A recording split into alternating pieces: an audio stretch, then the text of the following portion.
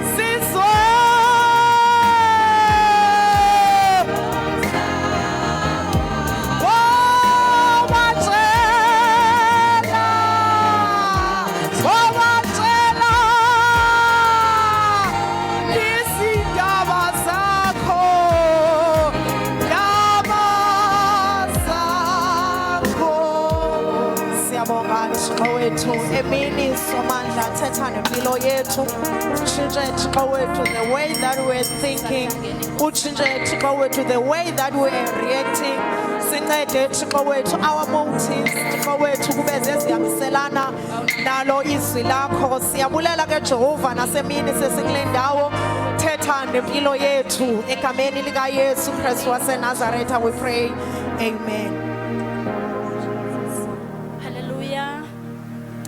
Sicela utatazele phambili bazalwane uphelo sent a message ukuthi bebethumele kuDabs message yokuxolisa for kuza late but ibingekezi the time uDabs ezisa apologies amen.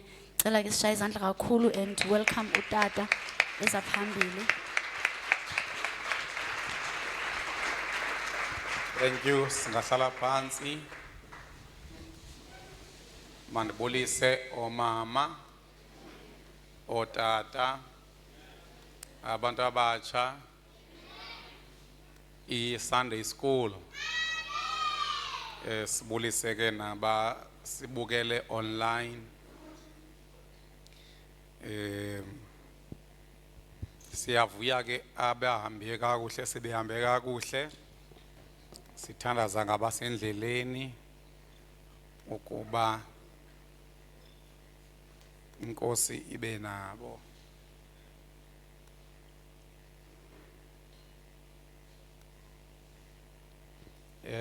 Into emayenzeke mfundo xa sendishumayela mazicikwe ezinye izinto to save on electricity. Speakers zoma low should be off. Bus beams should be off.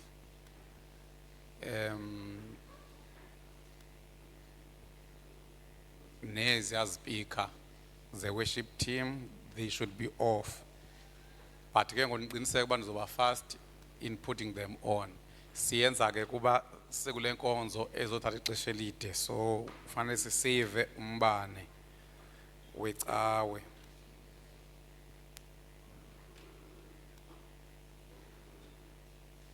Ungamoshakali. Yima ke mfundo ucime ntoni nantoni? Awucimanga nanza nje amplifier i-on pha. Okanye ndimubona kakubi. Amplifier i-on. It should be off. Ilinge ezantsi amplifier. Fundos. Yes. I think everything there was supposed to be off. Yeah. Nisixolele abantu abakwethu sizamela uba singajabuli sijabule. Sijike singabi nambane.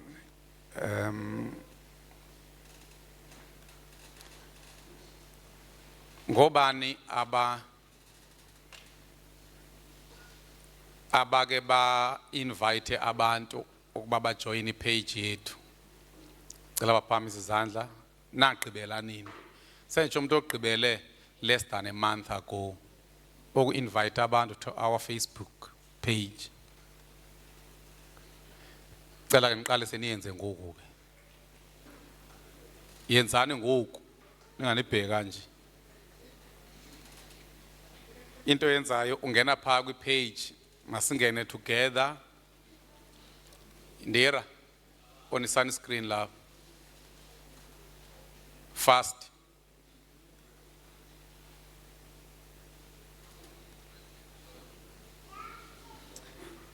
So sonke ungena kwi page andithi, then uye kwi dots as on your far right.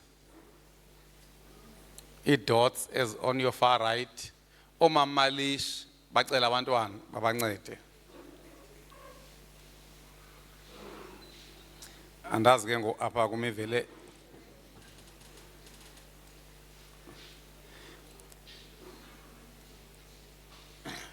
Ndira kwenzekani kanti? Ndithe fast, fast means mayingapheli minute.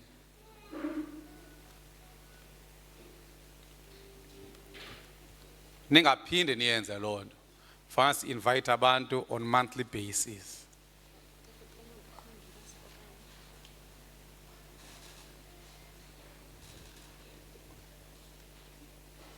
Yeah, noba niyabona. Then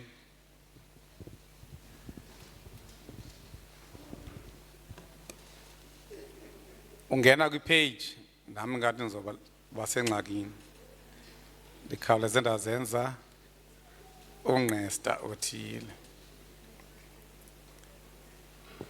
Abanye ke bavele bayayazi le nto mayenziwe, so famba baye baphambi. Okanye abanye abanadatha i-network yenzeni?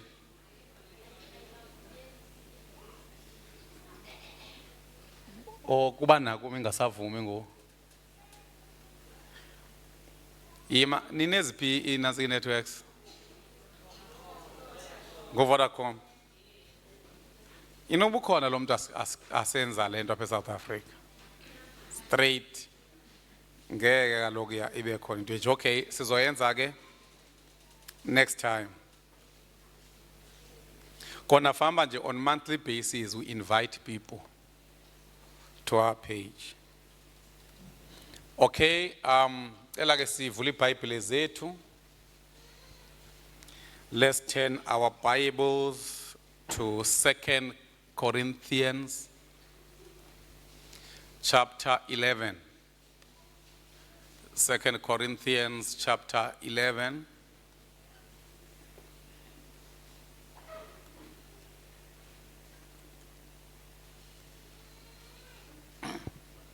Kwenzekani kanti ndangaboni kwanto?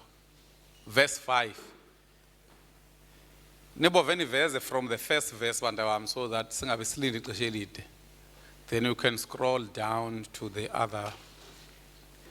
required verse. Andiboni verse mna pa. 2 Corinthians chapter 11. I think it should be verse 5. Umasiphi ubebalisa apha ngento nami endiyibonayo yokuba i-topics ndi-fast kuzo. Into ebangaba ndibe fast. UThixo unazi nibaninzi ninengxaki ngengxaki. So xa ndisabetha uMasiphi echazeka funeka ndimshiye uMasiphi. Inkosi iphinde ndithume komnye futhi. Nomnye achazeke iphinde inkosi. So ndiphawula uba zibanjalo ke intshumayelo. Ingqalano sibani bani beswiti kuye kuba kuliyeza lakhe. Ngoku anoveli khupha idiscipline ke ngoku inyanga yonke kuba lo ofuna idiscipline. Nama ndiyithanda lento. I think inoba what I'll do, ndizozama uba ndibe ne-teaching weeks noba ku-once a month apho ndizoke ndiyithathe itopic ethile ndiyoyigqiba kuba andizigqibi kwakwi-preparations, but ke ngofuna ndikhuphe amapilisi ngamapilisi kuba izigulane zam zohlukene. So niyanunderstanda ke why ndingandizishiye esithubeni.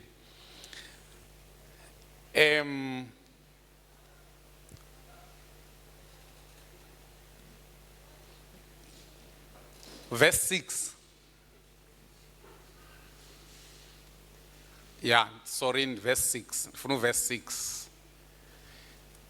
Otherwise, no verse 5 irrelevant. Kodwa ndifuna verse 6 isikakhulu.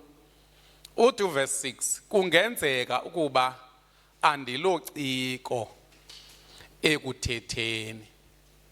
Kodwa ke ndinalo lona ulwazi. Ngumnqweno wam babilo ngama-Christian family onke.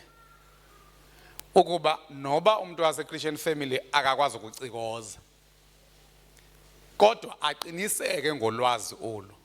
Uyazi uba mna Mgensana ndingavuya noba unalo ulwazi unqala ukwazi ukuluthetha.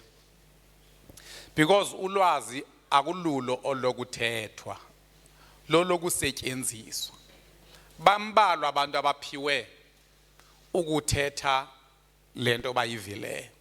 Kodwa wonke umuntu ukuphiwe ukwenza lento ayivileyo. Siyashiyana abantu abakuphiwanga utitsha, abakuphiwanga ukufundisa nayo yonke loo nto. Kodwa ingathi ungatsho njengoPawulos uthi noba ndililiciko, kodwa lona ulwazi ndinalo. Ndiyithanda libitsho umpumi ezithi ngekalunga kwenye icawa.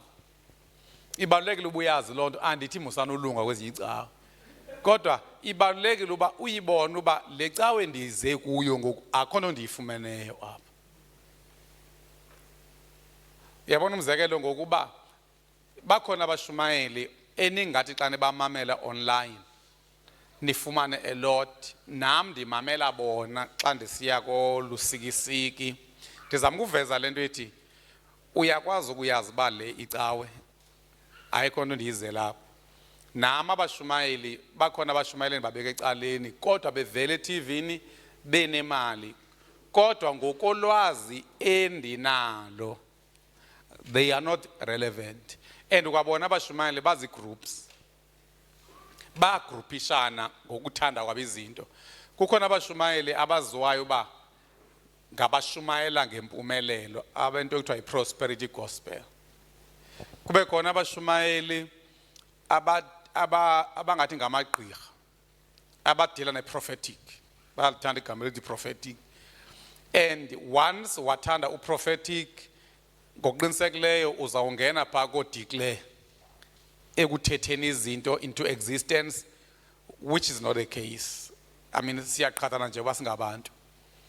So kube khona ngoku abashumayeli abafundisa i-Christian doctrine, imfundiso yobuKristu.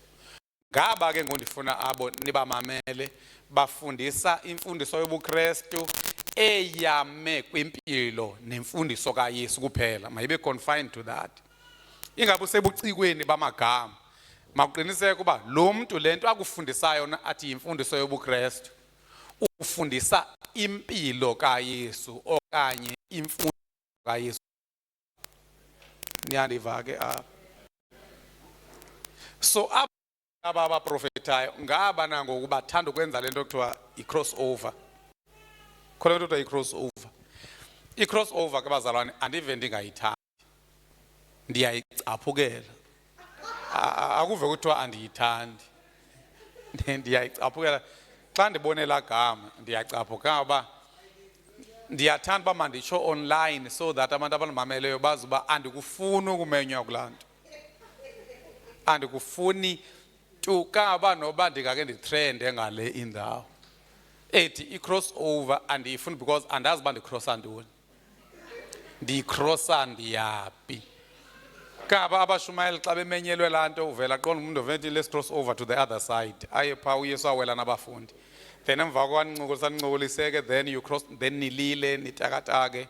So i-crossover ke mna nje umfundisi wenu. It's not that I don't like it. I hate it. Andiyifuni nokuyibona. But still I won't have a problem with ukuba xa ubona uba ukozeli umamele intshumayelo ke eshunyayelwa apho. I don't have a problem with that. Kodwa intshumayelo oyimameleyo uyimamele ngokolwazi onalo. Kodwa andifuni ukubona umzalwane wase-Christian family kuthiwa ukwi-cross over anywhere in the world. Nge-31st abase-Christian family bayalala. Kaba nobungalala kwangoko kwenzela uba ukhaleze bathi becrossa over buphelele ubuthonga sinamoya ka-DJ apha ecaweni. Because le nto ya-cross over iqale ke among other things. Iqale kwinto zo-DJ zengoma yokwehlukanisa unyaka no-DJ Sigqemeza notata u-DJ Linda Sibiya, Mr Magic. Ba-right bona ngumsebenzi wabo asina Mr Magic apha ecaweni. So asinoba nje 9, 8, 7, 6 kangaba umzalwane ke sambona eqhumisa icricket.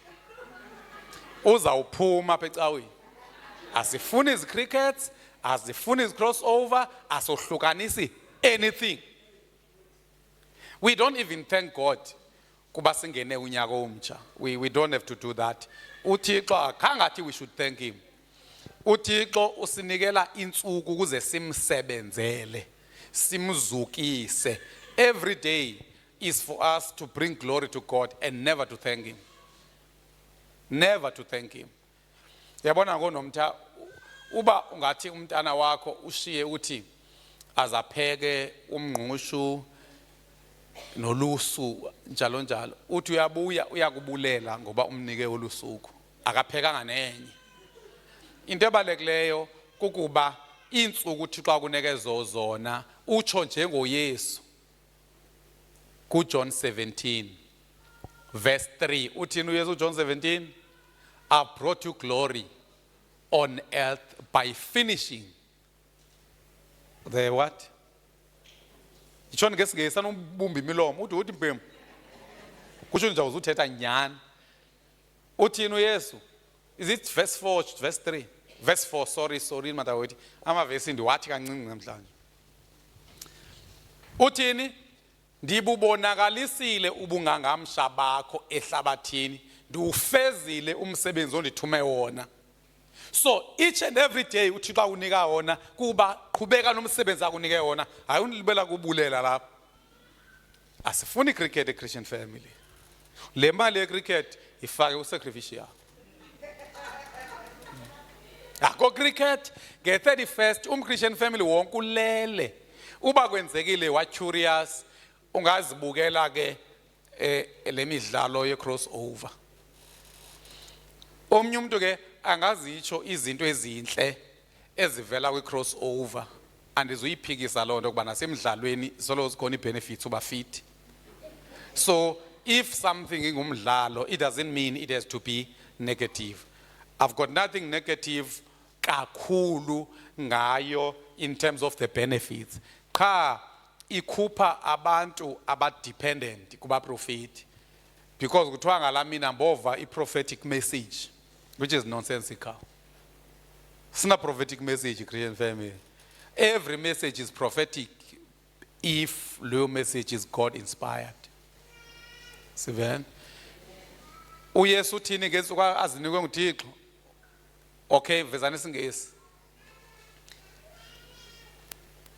I brought you glory I brought glory to you here on earth by completing the work you gave me to do. Asizanga kuzo accumulate insuku emaside simbonge ngazo. Sizothi usuku asinike lona silusebenzise for his glory. Silusebenzise to advance the work he has given us. So a Christian family, we don't thank God. We work for God. Sivene. Awunothi libele kubonga uThixo ngensuku lapha uThixo usofile ukuthi ufe ungakhanga uqhatseke nje kwawena. Siyevana mcakene. I-cricket ingathi ngavela inichise kwapha kwakho.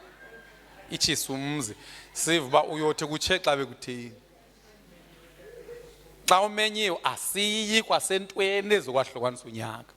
Noba uvakashele emzini womuntu ocawa kwezicawe ze crossover uyalala wena. Kutsho ukuthi a Christian family we are against a crossover. It's not like asiyi kuyo, we are against it. If nilandela mna ulala ngenkani ngalami nobuthonga behlu yazeqhumu. Nge-31st kaDisemba ubuya bomba ubuthonga behlu zeqhumu ucimele. Uthini mcaka? Sicela ukuthi uyalala na. Asifuni noba uthi unyaka uwehlukanisa ngokuthandaza. Iqalapho lemikhuba. Because izinto ezisileyo zinocango ezingena ngalo. And ucango luyosoloko lu-innocent. The doorway will always be innocent. But when you get inside, kulapho uzofumana khona yonke lemikhuba. That's why uYesu esithi even uSatan uzenza isithunywa sokukhanya. uSatan xa ezosebenza uSatan, he disguises, it's like igama lesingesi, he masquerades as an angel of light uSatan. So asifuni crossover lapha ecaweni. Ububona ipost ethe crossover awuyilike. Ubilike ke ngempazamo niyaxelelana uba mbhemu uyilikile. Ayosusa. Ongathi ulike inansi ka yebhiya. Funa abe ngathi ulike iadvert yebhiya nimxelele. So i-crossover I hate it. As umfundisi wase Christian family and bonke abandilandelayo they don't attend. Kodwa andinangxaki xa uzibukelele nje wenza ubone ba lo mdlalo ngumdlalo omnye. And nike nabona le nto manje nixelela yona ndisithi sanuvakashisa abantwana. Nibabona abantwana bevele ku Facebook bephuza amabhiya nabangaka banikwe ngabazali. Omnye yabuza uba umuntu unxele xa sekuthini. Khani babona? So nivezela ke ngebreak. Ba online awu bantwana. Baphuzile. Actually bayaphuza umuntu uphethe ibhotile yakhe. I-Hunters no into leya i-greenish. Ndoni?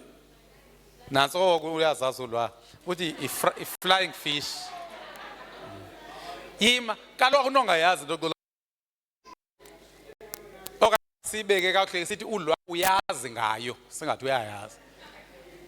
Baphethe i-flying fish abantwana abancinci. Mama kade. Njengoba nimane nindithuka nina nithi ndinohlukanisa nezihlobo. Izihlobo zangoku azibaqeqeshi abantwana ezine. So ingathi xa uzoya ungakhona. Kangaba nami ndiyacinga abantu abamzobavakashisa eHlwahlwazi noba lusuku lunye sihlale noba i4 hours. But fine ndibe khona. Funa ndibe khona ndibabona babadlala phi nabani. Ungadibana abantwana sebenuka i-flying fish. Is it frying or flying? Masibuyele ke kubani? uPawulos uthini? Ndingangabililo iciko. Kodwa kanti kwenzekeni wavala amafestile onke?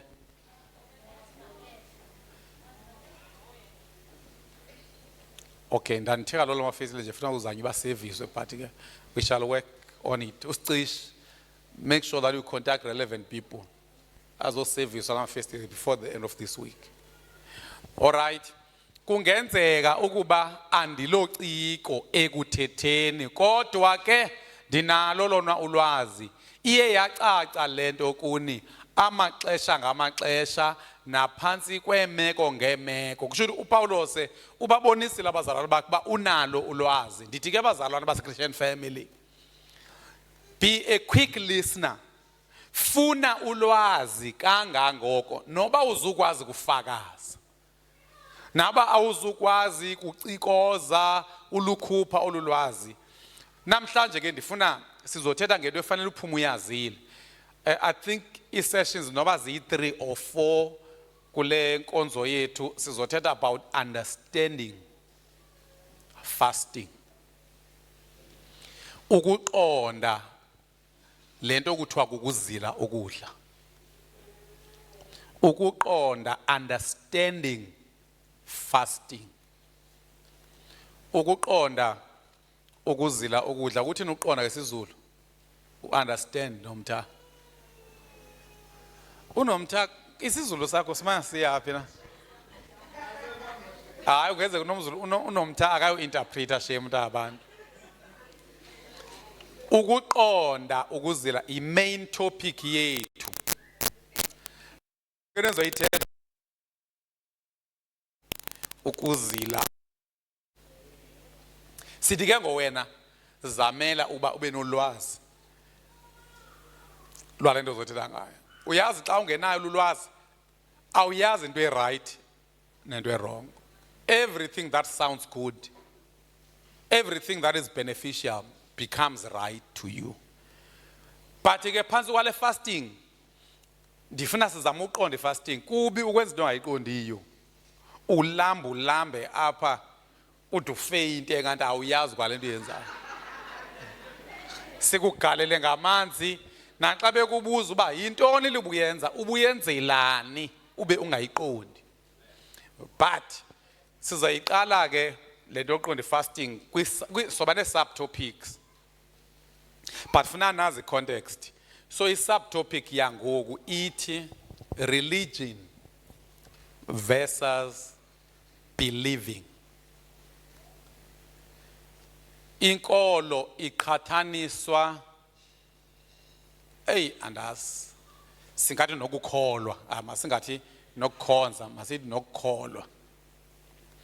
IsiXhosa abantu abathi nizokwazi basiyacacamisa. Uzova xa sekuchazwa basethi ukuthini. Masingathi ukukhonza, masithi siqhathanisa inkolo, religion nokukholwa. OMasB ndabanqanda no Jogi bene language yabazalwana baseGoli. But ndandingabanqandela ubi wrongo, iyona right le yokuthi abantu ngamakholwa. Xa kuthiwa makholwa amagama ethu maninzi.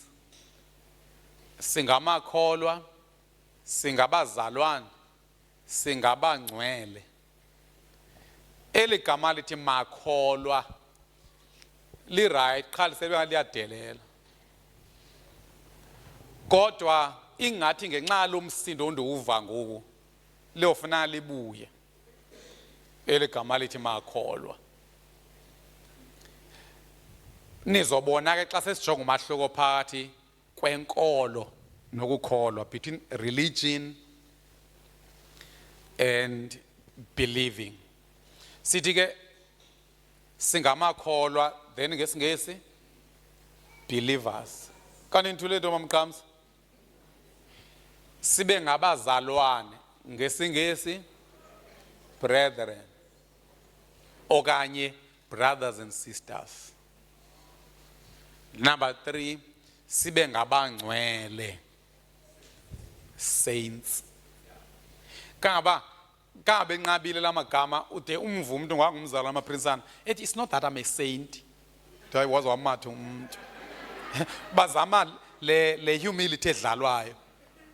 I don't say I'm a saint. I'm not a saint even myself. Hoyibo. Tina, we are the saints. Kaba khona ngoma icula kudala ithi oh when the saints go marching in, oh when the saints go marching in, oh Lord I want to be.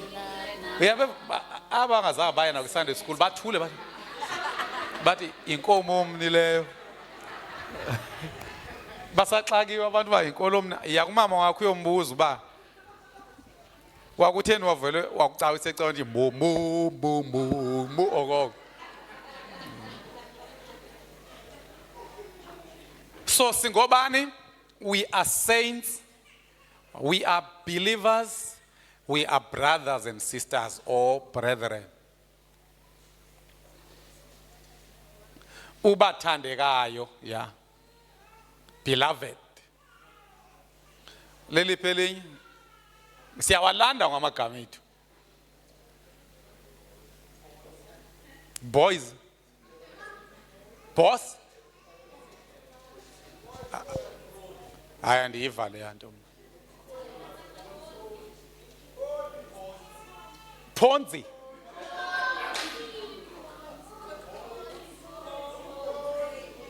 Mkhonzi. Ngesi ngizintoni servants. Hayi asinalo kakhulu lo gama. Letho kaMkhonzi, yemkhonzi into SEO le. Is it SEO? Imali into yomkhonzi ikhona indawo eyidume kuyo. Yeah, iSEO ke nana says. But you're right. Ngumkhonzi. So we are saints, we are believers, we are servants, that is abakhonzi. Bothixo ophilayo. We are and so forth. So sithi ke ngoku make sijonge and ndifuna niyazi ba yintoni ndicaphukisileyo ukuze ndishumayele le ntshumayelo. Into engicaphukisileyo kukuba i-fasting ungayenza religiously. Kutsho ngacoli into. Amaculo ungawacula amaculo ane-meaning kodwa wacula religiously. Kwenzela into. Ungathandaza religiously. That's why ukhona abantu abathandaza phamba abazidubula. So, irreligion is more dangerous than ubuhedeni. Because ikubeka kwi-level yokuba diki. Xa kuthethwa ngamahedeni now uya comment against them. Yo abo bantu abo amahedeni. Kodwa ube ungelokholwa uyintoni intoni umuntu religious na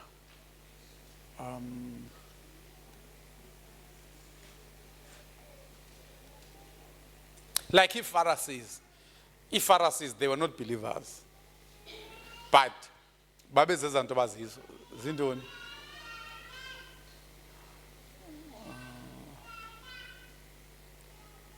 andaba zothini xa kweli gama lesixhosa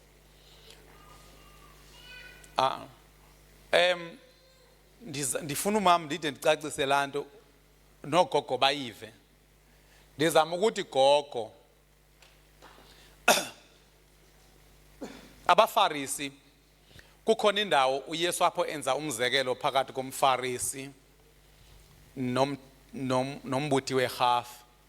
Kuthiwa umfarisi wathandaza ikuluke loo nto. Kuthiwa kwakuthandaza abantu ababini uYesu uzama ukugxeka abafarisi aba. Uthi kukhona kwakuthandaza umfarisi kuthandaza ihedeni. Uthi umthandazo oweviwayo ngowehedeni kutsho uYesu kunomfarisi because umfarisi were religious. Uthi umfarisi xa ethandaza pha mna andifani nalombuthi werhafu. Mna ndizila ukudla kabini ngeveki. If I'm not mistaken. Abeze sithi futhi ndikhupha izishumi sento yonke.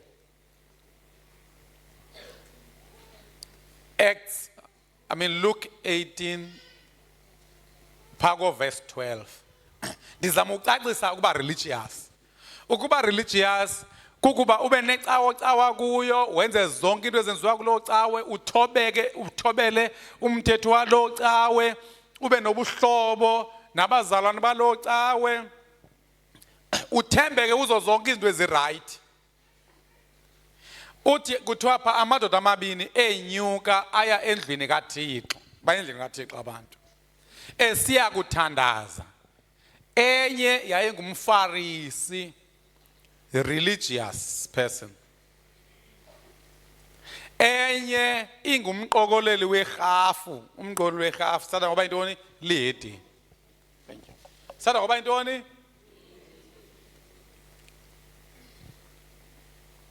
Uzoyibona ngento yoba uThixo evumthandazo wehedi kunomthandazo womuntu oreligious. Umuntu oreligious umuntu ogcine inkolo yakhe, othi ndikwinkolo yobuKristu.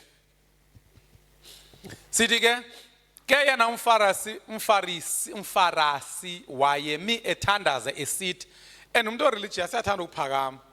Thixo ndiyabulela kuba ndingenjengabanye abantu, abaphangi, izikhohlakali, abakrexezi, ndingenjengaye nalo umqokoleli werhafu. Uyayibona le? Because into zoyiphawula, i-religion ziya inento yokwenza nokuziphatha, inento yokwenza ne-morals. Ubuyambona la mfarisi, phinda umva. La mfarisi uyamphawula uba akambali uThixo uba kuba nobudlelwane nawe. Uthi qha ndiyakubonga, not kuba undenzele ubuhlobo nawe. Akho nto nobuhlobo noThixo engakwayihoyileyo. Uthi uvuyela uba engenjengabanye abantu. Uthi andifani mna notsotsi abaphangi. Kungenzeka uba nawe uvuyela loo nto. Izikhohlakali, kungenzeka uba nawe you counting on that. Yiyona iphambili kwilist yakho yobukholwa bakho. Andifani nabakrexezi. Ndingenjengaye nalo mqokoleli werhafu. Yes. Ndizila ukutya kabini ngeveki, afani nawe lo uza ngoJanuary. So uyambona uba lo muntu uzila ukudla kodwa umthandazo wakhe awuzuviwa. Akakrexezi, umthandazo wakhe akazuviwa. Akangomphangi, singathi in summary une-good morals and uyazi involve kwi-religious activities like fasting le. Uthi ndizila ukudla kabini, ndinikela ngesishumi sakho konke ndikuzuzayo, kafani nawe lo uzifihla ezinye imali. Kwabantu abakhupha ishumi sale mali ingqalileyo, enye iyayifihla. Espinach asiyiboni ngothengise ispinach. Naxa uthengise umbona, xa umasaje abantu banobubele. Naxa uyiphiwe ngumalume wena uvela uthenga imarshmallows iphele.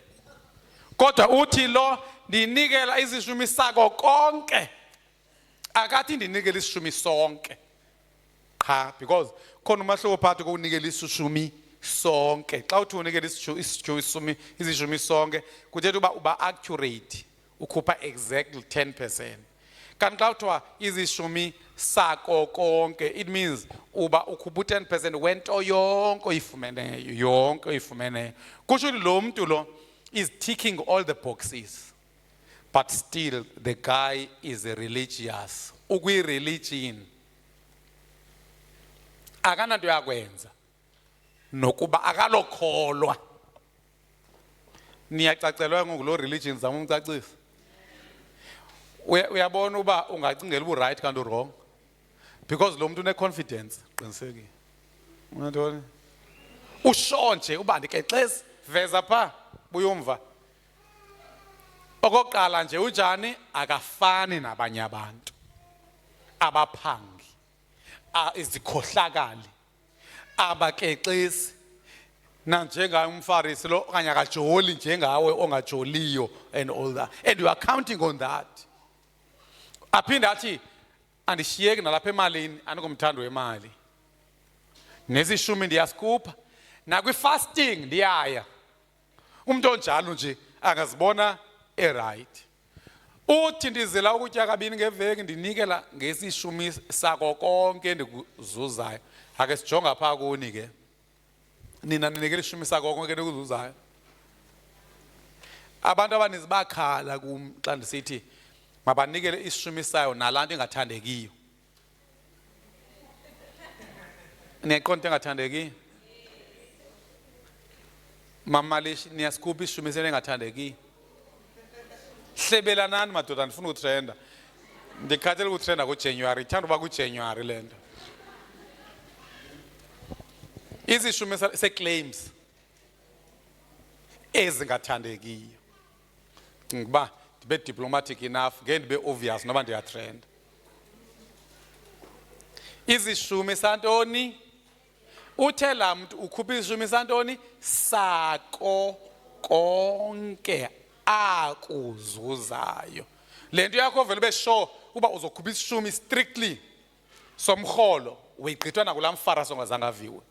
Which means awukho naku-religious. Zingawukhomba phaa kumbutho werhafu. Umbutho werhafu kaloku ngabantu abebethanda imali, betsotsa abantu, bathathe nengeyiyo ebefamba bayayithatha. So masiye ke ngoku kumhlekazi. Kutsho ukuthi lo mntu unento ezintathu lo mntu o-religious. That's the lowest level. Yilevel yabaFarisi. That's why into esishumi ndingaboni noba befamba umuntu ubizela ku-altar call, mna befamba baxelela uba is the lowest level yi-religiosity. Sisitandard sabaFarisi. Xa uvele ungafithi kwawe sabaFarisi kutsho unzima kakhulu ekubeni uba ungathi uqhutywa ngumoya. Because abaFarisi bengaqhutywa ngumoya, beqhutywa kukwazi umthetho. Uthi ke ngokunikela ishumi aphinda abe ne-morals, aphinda azile ukudla. That is une-morals, ukhokho kweshumi nakwi-fastings. Hayi ungavele ube shoba ngumzalwane orayithi. Ndithi ke xa uzovele wena ube ngumzalwane orobha kwayishumi ezi ke ngoku, awuqualify nakule religious prayer. Make siveke ihedeni uba lithini lona. Qhubeka lo mntanam. Ke yena umqokeleli rhafu wayemiqelele engathandi nokwaphakamisela ezulwini amehlo akhe. Kutsho ukuthi lo une-repentant heart, urepentant, uzibone wrong embi. Kuthiwa wayemana eziphothula izandla. Ndaba ukuthi uphothula izandla kuba nto uyahlamba. Okay ke make sijonge isingesi emva kuko. Wayemana eziphothula izandla esithi Thixo yiba netarhu kum mna moni. Yes. Inene wagoduka umqokoleli rhafu lowo elilungisa kuThixo kunomfarasi lowo, kuba kaloku wonke umuntu oziphakamisayo uyakuthotywa, nozithobayo uyakuphakanyiswa. Kutsho ukuthi singathi umfarisi wayefocuse kwizinto agudi ngazo, kodwa lo wayefocuse kwezinto angakabi good kuzo. So xa ungumzalwane usazi ukuba unoxanduva lokufana noYesu, befamba ifocus yakho ikwezi zinto ungekafani noYesu ngazo, while appreciating God ngezi sele kuncede ngazo ngobabalo. Because abantu abaninzi noba kuyashunyayela bava bacimele balale because bathi thetha namahedeni la, mna ndiyayishaya yonke le nto. Which means ke ngoku xa ulikholwa usoloko uzibona ungekafikeleli kumgangatho ubufamba ufikelela kuwo. Kodwa xa ukwi-religion unengqondo yabaFarisi uzibona ugqibile. Kaba uzoqonda uba abantu abaninzi ba-religious, ngenibone naseregionini nakwa-national, abantu abaninzi bathi ngokushunyayelwa ufike bencokola phaa phandle. Kuthi lo muntu uphakeme lo muntu uthi akukho nto enizondilungisa kuyo apha ngaphakathi.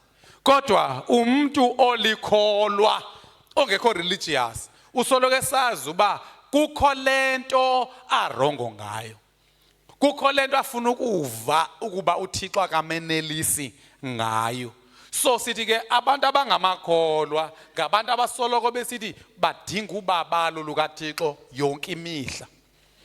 Xa kukho umuntu obancomayo bakhumbula more lento bangancomeki kuyo. So make siye kwi definition ke ndike ndazama ukusearcha ukuba bathini xa bechaza ku Google I difference between irreligion and kuthiwa two men went to the temple to pray. One was a Pharisee and the other was a despised tax collector. The Pharisee stood by himself and prayed this prayer. I thank you, God, that I'm not a sinner like everyone else.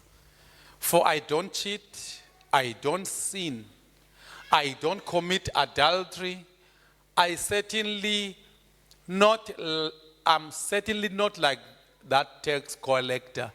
Na bavula ulive bambeke phezu kwefridge. Banesimilo saloba. Uba mjungula kha ubaxele labo barongo thina. Because kaloku xa umamele intshumayelo mpumi ufana noba uyoxilongwa. Uyokwenziwa I-diagnosis. So ilizwi likaThixo liyakudiagnose.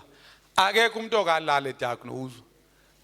Uthela ubugqirha ngathi lala phezulu kweyalanda isi stretcher la bed kagqirha lo into la kuyethwa lala kuphefumula. Breathe in. Yintoni igama lalanda? Lanto uthi xa ungena kwagqirha ibed leya kuthiwa ibed I-stretcher sikagqirha. Uba ngathi ugqirha bathi phefumula uvela ulala ubuthongo wena. Akwazi ukusebenza lanto akucofa kubona sikangayo. Breathe in.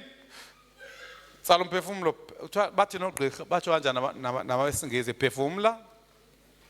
Phefumula gogo. Bafunda nje lonto noba abadanga bazinto eninzi. So xa ezogqibela ugqirha ethi phefumula kanti ovela walala. So yileni yenzayo ke ndiyabaza abanye benu abamameli uGoogle ulanto ulive because banengqondo yomfarisi bathini I'm not a sinner. Izishumi ndiyazikhupha ifasting ndiyayenza I'm not a cheater I'm not this because okokuqala xa ungumzalwane emchakeni you don't focus on what you are not in terms of into ezimbi you focus on what you are not in terms of being like Jesus. And then ufuna intshumayelo izokunceda. Uthi ke for twice a week I give you a tenth. I've asked twice a week. I give you a tenth of my income, yes. But the tax collector stood at the distance and dared not even lift his eyes to heaven as he prayed. Instead, he beat his chest in sorrow, saying, Oh God, be merciful to me, for I am a sinner. Then masijonge I-definition imzongana ndikhawulezeleni. Okay, masive mntanam. I-comment kaSisa Mbeki. Mangabizwa amagama so that xa ufuneka umuntu ndimnyathele. Okay, 80 church family. I want to share a gentle biblical reflection about today and tomorrow as you approach the 31st and the 1st. In scripture, time is not understood the way we usually think of it. God does not live in yesterday, today, or tomorrow.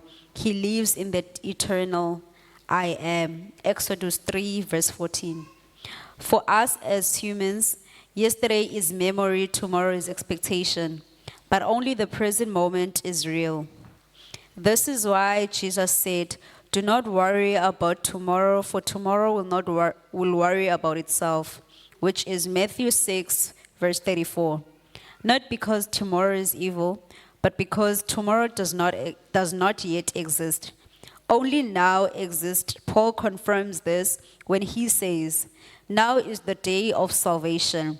2 Corinthians chapter 6, verse 2. God always works in the now. So whether we gather on the 31st, the 1st, or any other day, the important truth remains. We do not cross into a new spiritual reality because a clock changes. We meet God in every moment, right now. Every death is a new beginning. Every moment is a new year before God. This reflection is not to argue against anyone, but to remind us that God is present, not postponed. We do not wait for tomorrow to meet him. He is already here. Scripture teaches us that God does not live in yesterday or tomorrow, but in the eternal. I am. Jesus said himself, do not worry about tomorrow, for tomorrow will worry for itself. Reminding us that only now truly exists before God. Every moment we breathe is already a new beginning in him, not just when a calendar changes. I understand and respect the concern about not over-spiritualizing a date, yet many believers lack deep theological understanding, and gatherings like crossover services often help them reflect, repent, pray, and set their hearts towards God for the year ahead. Pastor, in this light, would you say that the issue is the date itself or the way people understand and use it? And how might we guide the church to use such moments wisely rather than dismiss them completely?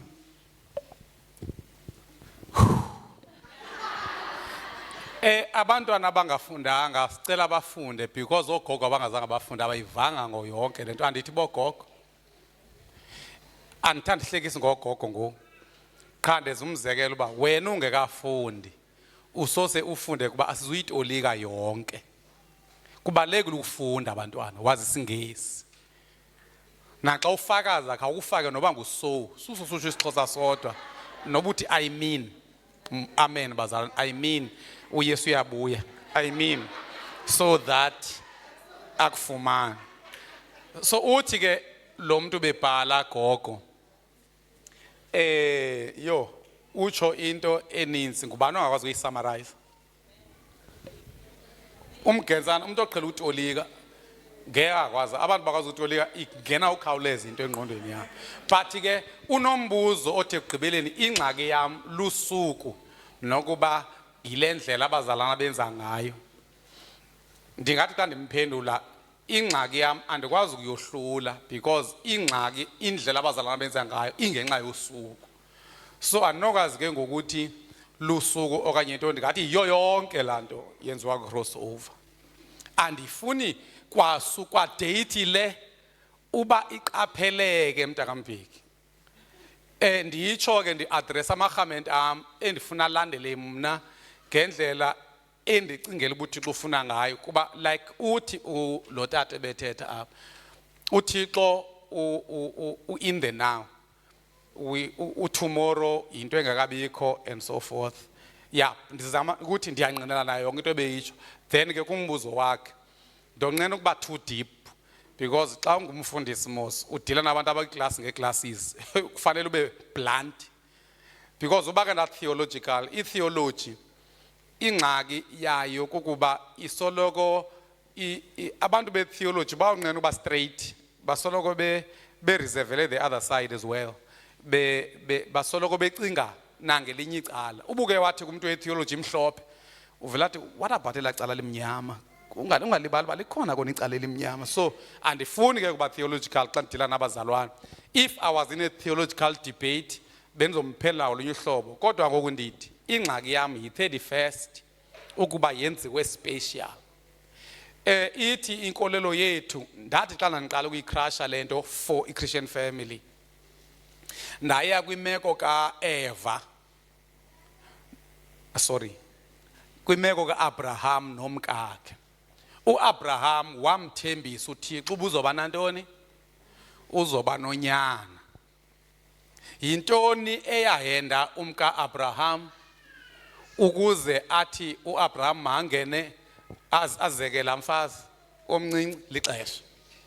Wabala ixesha likaThixo ngokweminyaka njengoba besitsho nomntakaMbeki uba uThixo asebenzi ngo-yesterday, today and tomorrow per se. I believe ixesha lenzelwe mna i-appointments zasemhlabeni noba into zingatshayisani ngobulumko bukaThixo. Alenzelwanga indlela uThixo asebenza ngayo. So ayithethi ukuthi uThixo khona azoyenza kakhulu nge-31st. So ndizama ukuthi ke mntakaMbeki ndicingela uba nge-31st kuthiwa kune-prophetic messages. Nge-31st kune-declarations. So which means yindlela abazalwana abayisebenzisa ngayo.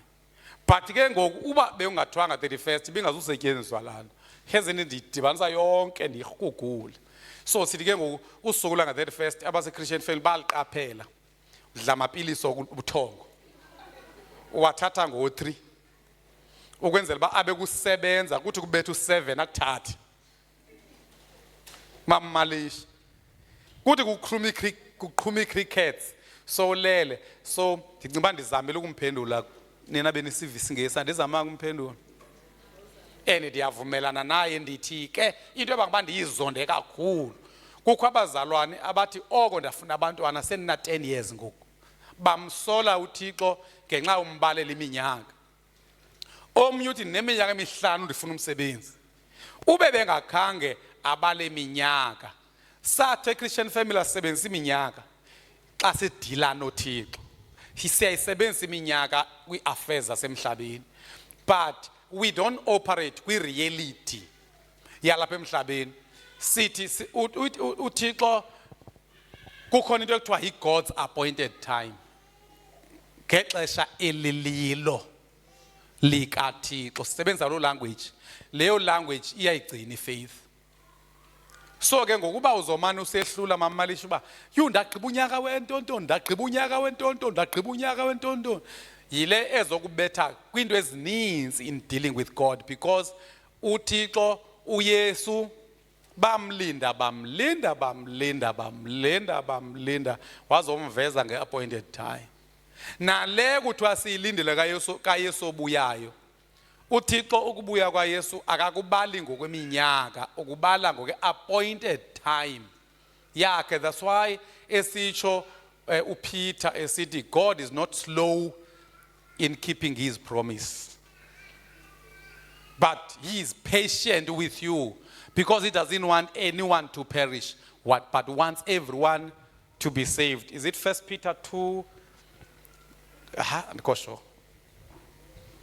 So ndicingela uba ke ndiyabulela umuntu ahambe kulezi ngasonda igxininisa lento i31st iyafana ne1st iyafana ne2nd kwaye lento ye1st ne2nd nentontoni sibalela i-deals zasemhlabeni asinode sithi ngoxa kubuza idate sithi i-God's appointed time sizawutsho sithi hayi yi1st kodwa izinto zam ezizokwenziwa nguThixo uzozenza ngexesha lakhe elifaneleyo. Kukho abanye uthiwa awukeni nangoku uneminyaka emingaki una47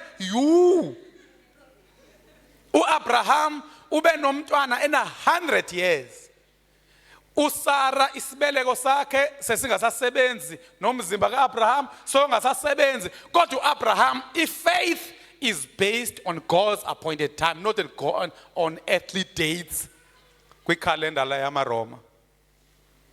Sithi ikhalenda iyasinceda because we set appointments nokungena kwenkonzo sincedwa yiyo awunovela uthi ngoxa singena ngo7 apho uthi sizoza ngeGod's appointed time azuyibaxa kanjani. So ndizama ukuthi ke ndicacisile uba andifuni i-notion ye31st andifuni igama elithi crossover andifuni crossover ndonqena neentshumayelo zakhona ubuzimamele funa ukhaliphe ukhalipha kuba wise ndifuna ukhaliphe xa umamele because kungalula uba uheheke uzibone sojampa nawe ujampele into zingekhoyo.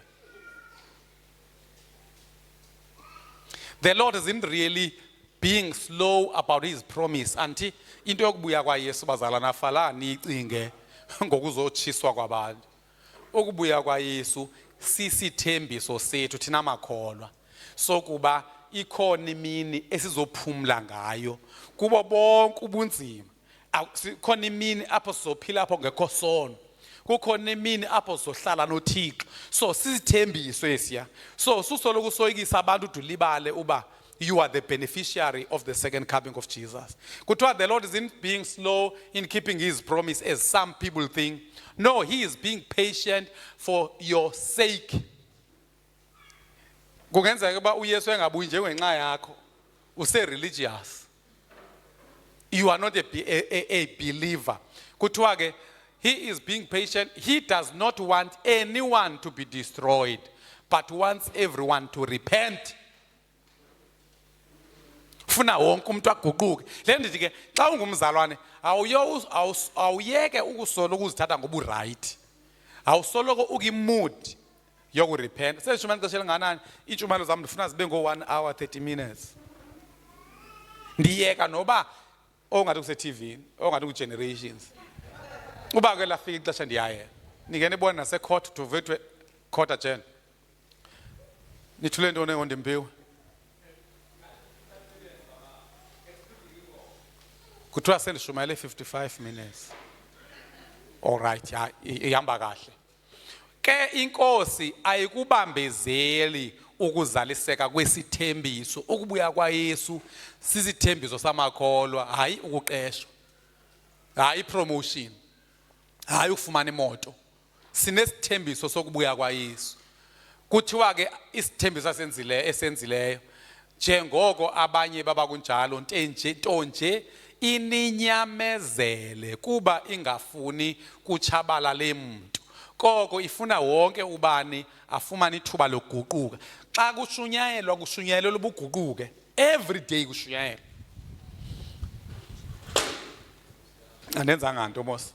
Kanivalela amafestile. At least nobushiya 1. Then masipinde kuPetros. Okay, masipinde ku definition. Religion is an organized system of shared beliefs, rituals, and practices centered on divine or sacred, creating a community or structure for faith. Neve religion, funa nicose nina besingisi. Kuthiwa inkolo mamukhathe vele uyisus velani isus okanye izobambi befama zi-ushers not umuntu we-worship team. Bona ixesha lithathileyo kuyabona uba ndiyancokola mtha. Sithi i-religion yona i-based kwi-organ ndingathi xa ndicasa uhlobo lwam i-based kwi-organization ukuba une-group obhilonga kuyo ekholelwa kwinto ethile. So kwi-religion into ekwenelisayo yile nto uba unayo igroup okuyo enikholelwa kwizinto ezifanayo and nenza nemicimbi yakhona i-rituals zakhona. That's why abantu aba-religious bathanda kakhulu isidlo senkosi, kusikelelwa kwabantwana, ukubhaptizwa. Uba azenziwanga ezo zinto ecaweni umuntu o-religious akayive cawe. So bayithanda ne-rituals. Kaba ubuya Pawulo Christian family anditsho uba se-right, but at least akuyona lo siyizeleyo leyo yoba singade sixabanele uba awusifumananga isetifiketi sokusikelelwa kwabantwana. Lo mntwana ke ngosenaso isetifiketi sesikelelwe wamane bachikimisa so baptiziwe. So theni siyazivuma uba mazenziwe, siyazenza but akuzona izinto sizithwele enhloko, because once wavuyela ukuba unecawa kuyo yayona iphezulu. Mamelana bazalwane, apha into endiyenzayo ndiqhathanisa into ebaluleke kakhulu nebaluleke kancinci. Andithi ukubhaptiza nesidlo sikelelwa kwabantwana akubalulekanga, kodwa zi-rituals esizivunyiwe zibizwa ngoba asibizwa ngoba zi-rituals ke, sibiza ngoba zi-sacraments. Sibiza ngoba zi-sacraments. Kodwa abantu uyazi ugogo noba akasakwazi kuya ecaweni, aba bangenwe ingqondo obu-religious kakhulu, noba akakhonza asoze umve sithi mntanam khawundirikhodele umshumayi lapho uzondimamelisa into ayifunayo, uxelela umfundisi azondidlisa isidlo. Akunjalo? Yeah, kuyaziwa nje ububiziwe wangumfundisi kuthiwa sinogogo sibani ongasakwaziyo ukuzizela ecaweni. Siyacela ke mfundisi nansi ibag yoba uzumana uhamba uyomdlisa isidlo kuba akasakwazi ukuya ecaweni. Ayikho into ethi makwenziwe i-recording kuba akasalive izwi. So umuntu o-religious ke uyazithanda ezi rituals and practices centered on divine or sacred Based on the divine or into sacred. Kangangokuba umuntu wakhona mamalishi angakuhloniphi ukuzoma kweliqonga edle isono kunokuma phambi kwaThixo athandaze. Le ndawo ingcwele kakhulu kunoThixo. Ngumuntu religious ke lo. Ngumuntu obambe inkolo, not ukukholwa. Itsacacisa kanjani. So that's why nangokuba ungakuvena ngomunye umuntu ungephakathi basefuna ukuhamba becabanga kuba kudala ehalela isidlo. Because lento yesidlo iyamgulisa.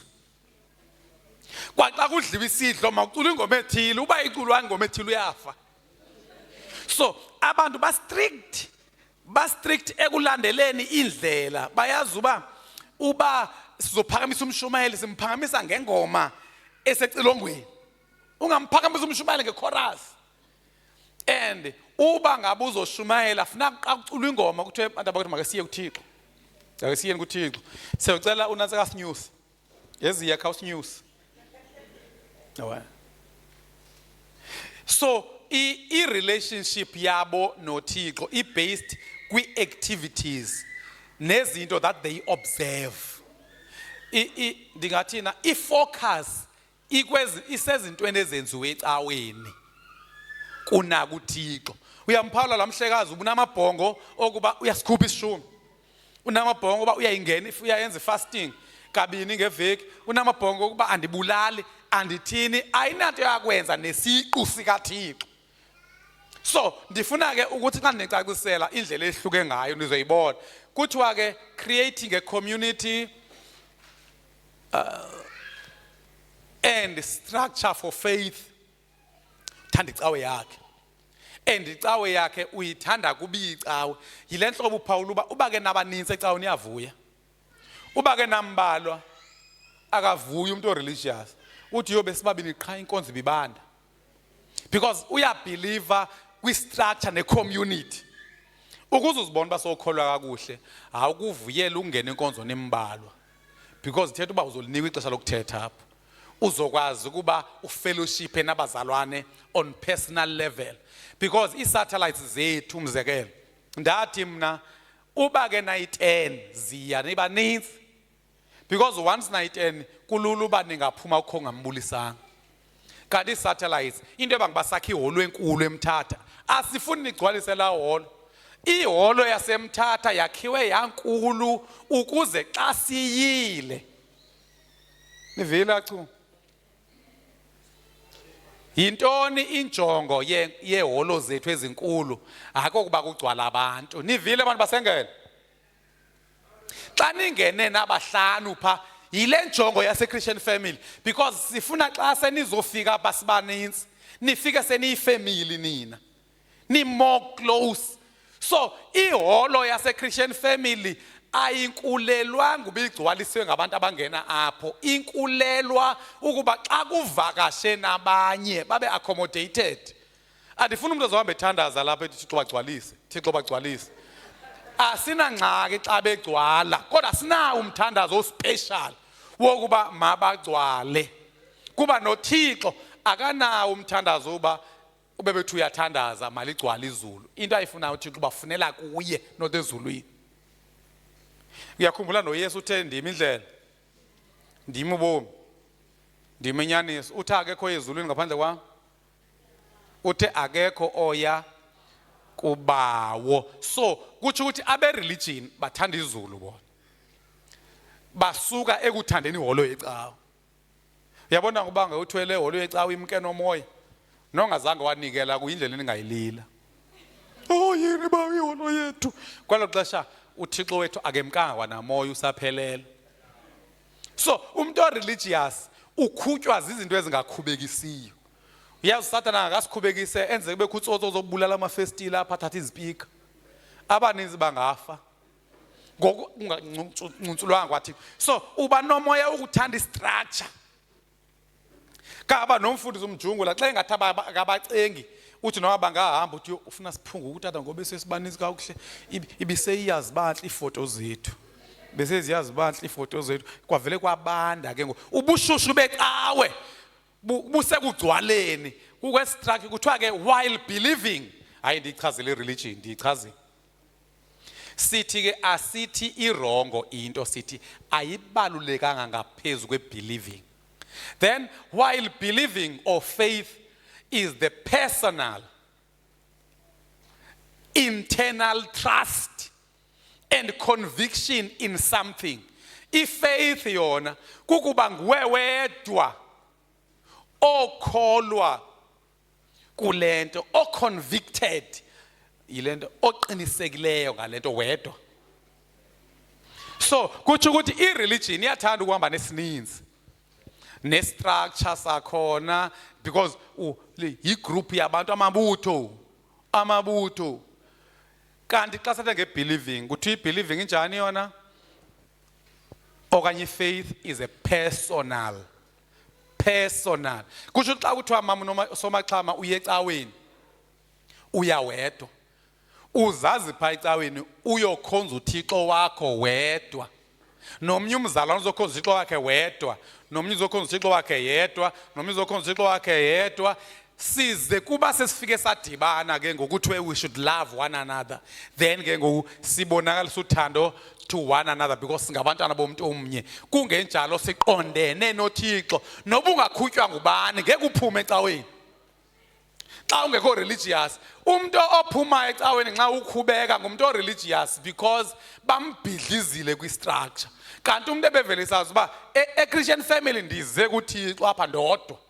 Uba umfundisi undikhubekisile, andehliswa, andenyuswa yi-behavior kamfundisi, andehliswa, andenyuswa yi-behavior yomzalwane. Then uba umfundisi wakhona uyaxexeza, udla izono, utshintshe imfundiso, usifakela amanzi, nayo yonke into. I don't take days to think about leaving that church. Because bendivele ngekho loyal to the structure. Bendi loyal to my personal conviction. Dealing was between me and God. Lento iphakathi kobuhlobo bami noThixo.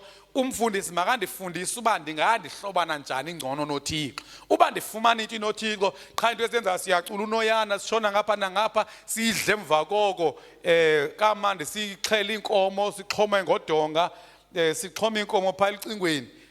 I-religion leyo xa uimpresswa zezo zinto. Into yamaye kuimpresse kukudevelopa kwe-personal relationship with God. Ndafika apha ecaweni ndingakwazi ukuthandaza, sendikwazi ukuthandaza. Ndafika ndisoyika ukuthetha ngoThixo, sendiya ndingcono ngokuthetha ngoThixo. Not ukuthetha ngoThixo as in a religious way to impress people. Sendikwazi ukubasherela, ukubaxelela abantu izindaba zakhe. Andibe siyicula ingoma apha. Nivele? Ndihoyile lo mbuzo wakho lapha. Kuthiwa ke internal trust, internal ingaphakathi lento. Ingaphakathi. Nike nibabona ogogo bakudala madoda. Saba nenhlahlo ba siwabone lamakhehlekazi. Noba segula. Xa nifikile sibhedlela lishukumisa noba ngumnwe. Kuba lento inkulu indaba ingaphakathi. Ayikho kwindlela aphethwe ngayo. Uyabona nami ngekudala ndaye kuba ngumfundisi bekuthiwa lento yobizwa ayikho internal. Niyahlupha ningabazalwane niyahleba. Disho general ningabazalwane. So ngekudala ndancama. Uyabona? So kodwa kuba i-internal nawe ngekudala wahamba kunoba kudala nikhuba. Kudala ni-misunderstand. There's a lot I've done enganiphathanga kahle. I'm sure of that one. Kodwa niselapha because this thing is personal. This thing is an internal trust or conviction in God. Kuthiwa in something. Kuthiwa which can exist with or without a formal religion. Kutsho ukuthi umuntu olikholwa angakwazi ukukholwa noba akekho amakholwa. Ungaya eEngland, ungaya kulamazwe kubulawa abantu aba declare uba bangamakholwa, ungaya apho ukholwe wodwa. Then which can exist with or without a formal religion. But I tell you ukuthi lonto phuma kwi-gathering yamakholwa. Kuthiwa often involving action or commitment beyond mere mental acceptance. It deeper than into yengqondo, into ye conviction. Because uyaphawula xa ungumzalwane wenza nezinye izinto ongaziqondiyo. Awenzi izinto eziqondwa ingqondo xa ukwi-faith. Xa ulikholwa uzenza ngokholo izinto. In short, washo summarize la mntu ngazigooglishela nawe la nto yi-AI. I-AI ke yasetyenziswa bazalwane ekufumana information qha ungasoze ufumane isermon. Because i-AI ubukwathi trust bakwenzela nje enhle intshumayelo bakunika i-references. Don't do that. Kangangoba if ungajonga e-AFM likhona iphepha lizophuma i-pronouncement ezophuma about ukusebenzisa i-AI. Because i-AI nabantwana kuthiwa sebesebenzisa yona esikolweni qha babhaqwa lula. Uve kuthiwa mangabhali i-assignment bavela afake i-AI ivele imbhalele yakhe yahle i-assignment yesingesangazange wasibona. Akutsho noba wasibona wasilibala. Obabi aba bake babamba abantwana be-AI nabathini ba? Okanye mhlawumbe ayivumelekanga. Ningamvezi ubabi kodwa ngatsho because abamazi ubabi abantu. Akho umuntu uqeshe ubabi apha. Nabathini? Kwedini ungamvezi. Nabathina abantwana be-AI khovela ubalisa ibali nje bakuthini ukwenzela abase Christian family singabe nomntwana ozobanjwa ebhale assignment nge-AI kwazi ukuba i-AI uzoyisebenza ngendlela e-right. Yes. In one instance, Sondeza ke mntana andikuva nami. English, babenikwe essays for essay writing vele, and then bathatha those topics. I mean, babenikwe topics, bathatha those topics ke. Kufanele babhale emakhaya something like ukuyibhala beyazi, then bazophinde bayibhale eclassini ke ngosiku under i-test conditions. So bave bathatha i-topics ezo bahamba bayocela i-AI babhalela, and then bave baphinde bazithatha zikanjalo ke they gave to utisha. So I think from the fact that ke ezusitsho uyabaza abantu bangabhala isiphi isingesi, xa esathi uyenza isentence yokuqala waqala waya evuya waya ephoxeka, then waya ecinga uba inoba kutheni, then wabadiscover ke. Then kwenye instance bafike bafuthi iphepha eli bazolibhala balifaka phaa batsho uba sicela ii-answers kuphela, and then zavela ii-answers kuphela. I think kuba lowa ebanika ii-answers khangafocuse kwiphepha abe ubhala imemo i-numbering and stuff, so fumanisa uba impendulo zabo in bullet form than in question whatever. That is good dibene ngokubudenge babo koluncedo balucholayo. So yeah, kwaba Anemeni nge-AI. Mamukhatebe i-AI into ethile apha ezifowunini nasentweni ekwenzela yonke into. Phansi yonke into. Ingathi ngumuntu. Sithi ke lanto ungayisebenzisa uba ufumana ulwazi, then uqiniseke kuba lu right, ulusebenze ngendlela e-right, uluxuba ne-understanding yakho. Sithi ke in short, religion is the how. Uyavuba ichaza kanjani la mntu? Go how the group or the rules, and the believing or faith is the what. Kutsho ukuthi i-religion ijongana ne-how part, uba senza kanjani, sicula kanjani, sithini, kanti i-faith iqondene nalo simculelayo. Uyazi uba ungayicula ingoma ethetha amazwi amnandi kuThixo kodwa wacula religiously abe meaningless, avele athi uThixo away with the noise of your songs, I will not listen to the music of your harps. Because uyabona uba kuculwa religiously kangangoba phaya ku-Amos 5:23 phaya izinto angazifuni uThixo, akafuni umnikelo wabo, akafuni nengoma zabo, because babengamhoyanga yena uba ufuna babe njani. So sithi ke i-religion mamukhathe kukwenza zonke into ezirayithi ecaweni kodwa ungabuhoyanga ubuhlobo bakho sisiqu noThixo. Uba uya ecaweni ufika ngo-10, ufika ngo-10 kuba kufuneka ufike ngo-10, not kubuhlonipha uThixo, uhlonipha imithetho, uhlonipha igroup, nesishumu sikhupha ngenxa yegroup. awusikhuphi njengendlela yokuxhasa umsebenzi kaThixo. Because uba singajonga phaya uDavide, niyakhumbula uDavide kwathiwa mawukwenza i-altar enzela uThixo.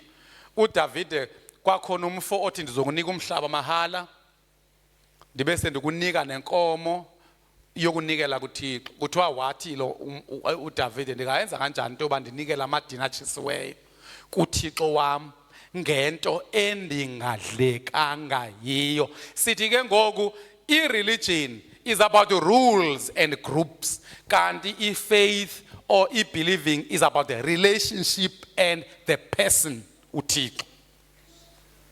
Ndikhe ndibone ke xa nicula apha uba uninzi lwenu lucula amaculo athetha noThixo kodwa bewacula ngengqondo yenkolo, kuba ingamaculo ecawe, abayiculi kuba bethetha noThixo. Ndizolungisa loo nto kule ntshumayelo. Noba nizibhalanga ii-notes kakhulu kodwa zibhaleni, noba nizibhalanga ii-notes kakhulu, bendifuna nizojonga umahluko phakathi kokuhlangana wenza into ezirayithi kuba sivumelene ngazo ecaweni, ungenzi into ezirayithi kuba uzenzela uThixo. Kwawena oyena mntu moyikayo ngumfundisi, i-motivating factor ngumfundisi. Uba kuthiwa kukhupha isishumi ucinga umama ucenga, uba kukunikela usacrificial or anything, awunanto inesazela sento ephakathi kwakho noThixo. Le nto iphakathi kwakho ne-Christian family, iphakathi kwakho ne-group yabantu, iphakathi kwakho no-satellite leader, iphakathi kwakho woyika ubani ubuzothini ngumFarisi xa unjalo. Kuba kukhona indawo abangazubakho abantu kuzo. Kangaba abantu aba-religious samke kufuneka uduboyikise nge-consequences. Uthi njengoba ke ningasikhuphi isishumi niqalekisiwe. Niqalekisiwe ngesiqalekiso. Malaki chapter 3 futhi verse 10. Funeka uboyikise because funeka ubaxelele uba niyenzanga le ritual nizawubethakala. Kangaba bade bazi noba uba ndikhuphe isishumi uThixo uzonika imali, uba ndikhuphe isishumi uThixo uzovula. It's a transaction. It's not a personal conviction. Uba le nto ndiyayenza ndingumntwana kaThixo ngoku, le yindlu kaThixo. Izinto izipiki ezithengwayo zezendlu kaThixo. uThixo ngutata wam. That's why bekwazi ukuthi iyakuxhaphaza icawe. Nawe uthi uzibona ngathi iyakuxhaphaza because sube wena kune deal between you and the church. Kanti uba bekuyi-deal phakathi kwakho noThixo ubuzokwazi uba ndiyonika uThixo into ethile. Uba uthi ndiyaxhatshazwa, andixhatshazwa yicawe, andixhatshazwa ngumjungula, yithi ndixhatshazwa nguThixo because lelo ndiyisa kuThixo andiyisa icaweni. Kangaba umuntu o-religious ukumbone but ke ningcono apha ecaweni, indlela ayilandelanga i-receipt. Mama ucenga ziphi i-receipt zam? I-receipt zam zinhlanu ngoku awusandiniki. Because into ekhona apha woyika abantu, woyika i-reputation, woyika uba uzobonwa kanjani ngabantu. Kodwa xa ulikholwa woyika uba uthini uThixo. Yabona umzekelo, uba khange ube nayo imali le besiyikhupha yasilungiselela, uba ungumuntu owoyika uThixo ngeke udubaleke. Uba ne-peace because uyazi bingekho. Ndisho noba ungadubone umfundisi umjungula egxinini ethi bantu abantu masikhupheni, awukhuphanga nasi i-spreadsheet. Ngokusivelele i-spreadsheet, i-spreadsheet wena awucingi ngendlela esivele ngayo ebantwini, ucinga ngendlela esivele ngayo kuThixo lo ayazi imeko yakho. And awunandaba noba ungeva ukuthi ubabi uyakuhleba uthi wena uthembekanga, uyazazi uba uthembekile kuThixo. Not le nonsense ithi Thixo understand kuba ungenwe kusa uzama ukususa abantu abakunqandayo. Hayi ke mandiye kulambuzo. Hayi ke uMalaki 10 mntana bengathi imveze benthi nje indlela bayeboyikiswe ngayo abantu aba-religious. Kuthiwe konakala kanganje empilweni yakho awusikhuphi isishumi, begulanga abantu abakho awusikhuphi isishumi, kusebiwa nje ukhupha uyaqhatha. Because uyazi uba you believe i-rituals 1 + 1 is equal to 3. Kuthiwa if you do this, God will do this. If you do this, God will do this. If you do this, God will do this. And it's a lie. A Christian family yonke into esiyenzayo apha imali esiyikhuphayo siyikhupha kuba kufuneka kubhatelwe iimoto zikaThixo ezilayisha abantu bakaThixo. Ngako oko isishumi masiphelele as a way of a funding model of this church. And ezinye icawe ziphila ngamatikiti. Antina kwakho mos inendlela engena ngayo imali. Kwabanye imali engenayo ingena ngekamkam. Kwabanye ingena ngomuntu osebenzayo, enye ingena ngomuntu onebusiness. Apha ecaweni yethu yase-AFM ingena ngokuba sikhupha 10% wento yonke esiyifumeneyo ukwenzela uba kuraneke izinto. Then ezinye izinto ezingekho administrative njengenkomfa asizithatheli phaa kwisishumi sizikhuphela imali ecaleni. I-building asithathe kwisishumi sikhupha imali ecaleni. Yonke loo nto sakha umsebenzi kaThixo. Kungathi uyazi umuntu religious uba ngabuya uYesu ngoku besangena okoqala eholweni bangathi ngeke Yesu khawuleza wabuya singangena neveke ezimbini siyakhe enzima kanje le hall because into yabo ayinanto yakwenza nesiqu abalangazeleli Yesu. So sithi ke xa ulikholwa yonke into yenzayo you trying to please God. Uba abantu bayaku misunderstand, you try to explain. Uba abantu abakuqondi kakuhle, you try to explain. Uba bashiya bengawu understand, uyabayeka, uyamazi uba uThixo uyayiqonda imeko yakho. So uba ke noyika uThixo eChristian family, nawu libambe ixesha lokuza enkonzweni, nawu uze enkonzweni qho, nawu sikhupha isishumi, nizawunikela, nizawuthandana, nizawumenza uMatthew 18 verse 15 xa uxabene nomuntu ngenxa ba unewari yoba uThixo uthini xa niqumbile. Abantu aba-religious angahlala nawe ekuqumbele. Anti ngeniphawule mna uba ndiyanigcwalisela xa niqumbile. Kungenxa ba ndiyazi uba noba ndingangandiboni uba ndiqumbile uThixo uyandazi. Therefore undixelele uThixo xa ndiniqumbele manithini. Uthe mandibe sure uba niyayazi loo nto. So xa uqumbele umuntu Christian family qiniseka uba uyayazi loo nto. Ungabi ngumuntu ongathi ngabafazi banengqondo engekhoyo. Ufike ethule lapha ufuna indoda ithi kutheni baby. Ivele bekubaby nyani ke ngoku lonjalo. Because ngumntwana ongamaziyo noba ufuna ukushintshwa amanabukeni noba ufuna ulambile noba uyatshiselwa. Fana umbuze kwana ingxaki enabukeni. Xombone njalo because umuntu omdala befamba uyazazi ba undiphoxile ngoku olwami. Manje qiniseke uyayazi lento ndibone uba uyayi-acknowledge-ana. Uba ka-acknowledge uyadlala uzoyi-acknowledge ndiyolanda ababili. And abantu balandayo awubalandeli uba bazongqinelana nawe. Ubabizele uba bazojonga uba unyanisile anguwena lu-wrong with confidence. So ndiyanicela ama-Christian family yonke into esiyenza masiyenzele uThixo. Uba sicula ingoma sicinga ngayo. Uba siyathandaza sicinga ngayo. Noba uvala ufefe suvala ufefe njengento yokuvala umhlangano. Ufefe kucela uThixo uba arwabe ufefe lenkosi yethu Yesu utsho kuye ngqo. Uthando lukaThixo nobudlala nabomoya ingcwele bungahlala sonke enza ba singaphuma apha singekho in fellowship. So into yethu mayikibe ne life. Into yethu mayibe nobuhlobo. Hayi noba uyibhale phansi umbuzo wakho because ngeke uthi nditshisa kangaka. Ulibale ukundimisela umbuzo. Masiqale kuwe then siye ku Facebook. Oh, uLiza anganivezi. Ongamvezeli Liza. Change ivoice ke nawe enze bayibe ngathi No. uyilandoda. I actually thought it's not a problem. It's just that khona umzalwane ohlele etafileni. Okay. Okay. Ningabhideki ke kulungisela umntwana bangamboni. Masiye. Okay, ke tata. Nganjalo phofu masiye. Shame. Kulungisela umntwana bangavuki man ndoda ngamboni. No. Angathini kanti? Uyancanca. Kuthi uhlele etafuleni uyadla.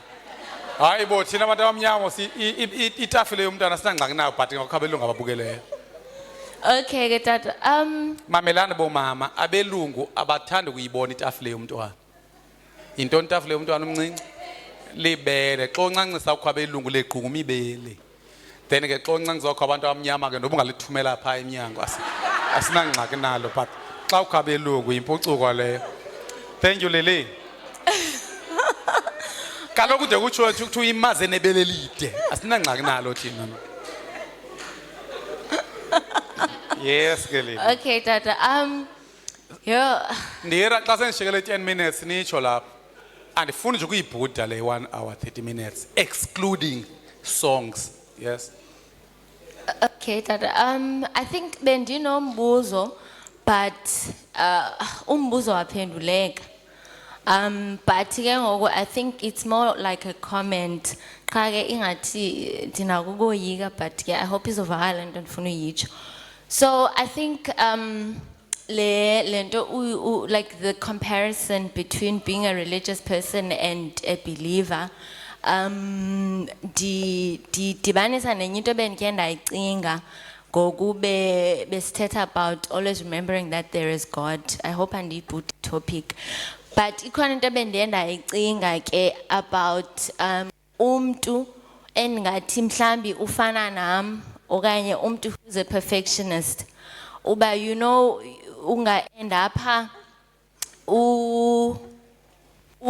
because okay ngicima umntu oyi-perfectionist akafuna ukubhuda kwanto yonke into ayenzayo. They always want to get it right. If you get something wrong, even if it was not up to you, but uyaphatheka kakubi, kuhlala kuba ngathi ungangamoshi nantoni na, kuba ngathi noba ungabulala impukane wenze eyona nto yake yankulu. So I think that kind of person, if ungabambelela in that kind of trait, and there's nobody personality now or what, but I don't think ungaba ngumuntu okwaziyo like ukukholwa kakuhle. So I think nakulena ke ngoku into, and even previous topics ziyasikhumbuza okanye ziyasincedisa uba ifocus yethu mayibephi. That is, njengoba apha kwi-believer, we can see ba into yakho iba internal, and it's like a personal conviction in terms of ukwenza kakuhle kuThixo.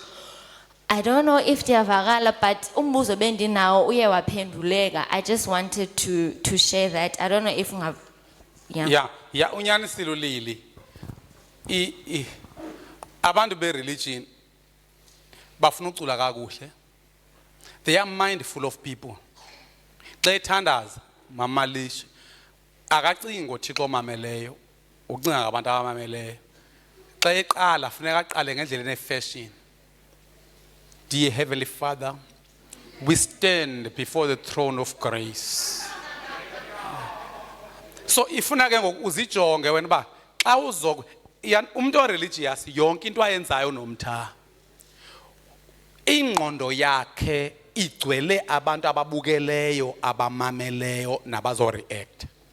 Kodwa umuntu olikholwa ujongwe nguThixo. Uyabona ngoku ngamanye amaxesha umoya ingcwele abanye uyabanika apho mawazocula. Uyazi bakutheni bengaculi kuba religious.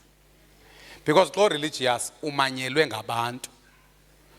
Kodwa xa uyi-believer umanyelwe nguThixo in the presence of people. Fanele wazi uba ngubani omameleyo, ngubani okhona. Kaba iditsho incwadi ye-Ephesians mgenzana.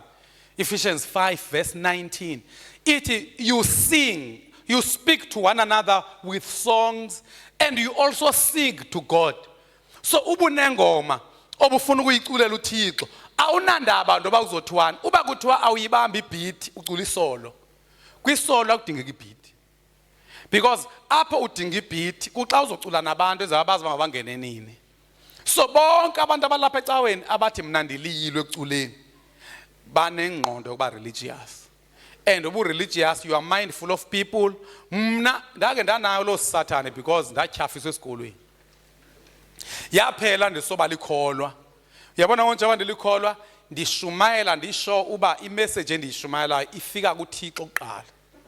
Phambi bize kuni. Ndithethela uThixo omameleyo. Uyabona umzekelo xa uthiwa niya ekhakheni kwi-competition, music competition. It doesn't matter ubuqhwatyelwe kangakanani izandla. Into ebalulekileyo zii-adjudicators. Umuntu obhadlileyo uimpressa i-judges or i-adjudicators. Akanandaba noba abaqhwabanga abantu. What matters ngaba bantu abazondimamela primarily. So xa ungumzalwane olikholwa mchakele ushumayela noba kuthiwa ukho president, ushumayela noba kukho bani, kuba uyazi uba if bakhutyekiswe yinto evuyisa uThixo awunamsebenzi. That's why bezokhubeka bakubethelele emnqamlezweni, bakudubule, like it was a case with the apostles. All right. So andithethe ukuthi abantu babi ngeke ubahoye because bazokunceda apha naphaya, but they should not be your primary focus. Wonke umuntu olapha ecaweni owoyikayo kuzofakaza unosathane wokuba religious.